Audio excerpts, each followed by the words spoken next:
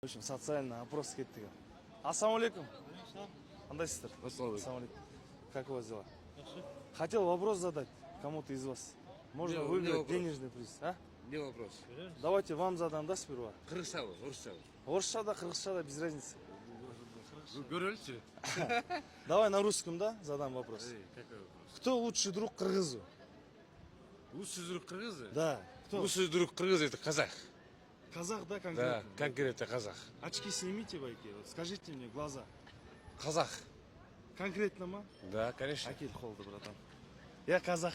О, бауырым. Қандайсыз, байки, жақсы ма? Аллаға шүкір. Чисто от души вам тогда, вот, байки. От меня. Подгон чисто, да? 5000 сом возьмите. От души? Чисто от души. От души. Да. Все? Рахмат. Казах, кыргыз бір туған конкретно, даже? Все, рахмат, от души. Все. Все. Вы как считаете, байки?